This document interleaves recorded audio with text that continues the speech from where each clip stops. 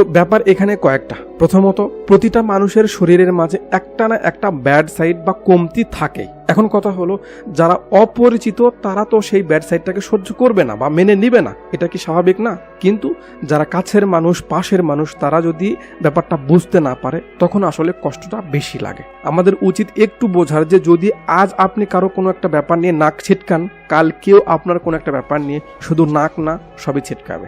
দ্বিতীয় ব্যাপার হলো, সম্পর্ক যেহেতু দুইটা মানুষের মাঝের, তাই একটু টোকঝোক হওয়া বা মতের অমিল হওয়াটা খুবই স্বাভাবিক। এর জন্য রাগের মাথায় যে কোনো বড় সিদ্ধান্ত নেওয়া একদমই বোকামি। ঝামেলা হয়েছে, চুপচাপ থাকুন, পরিবেশ ঠান্ডা হলে তারপর ভাবুন, তারপর ডিসিশন নিন। তৃতীয় ব্যাপার হলো, ভালোবাসার বিশেষ একটা গুণ হলো ভালোবাসার মাঝে হাজারো কমতি, হাজারো অপরাধ নিমিষেই ছোট হয়ে যায়, ক্ষমা হয়ে যায়। তাই ভালোবাসার মাঝে কোনো সংকোচ বা দ্বিধা রাখবেন না, এতে কনফিউশন তৈরি হয়ে দুজনের মাঝে ফাটল ধরবে। আবার ভালোবাসে বলে সুযোগ নিয়ে বেঁচে যাবেন এমন ভাবাটাও ভুল, কারণ অন্যায় করলে তার শাস্তি অনিবার্য।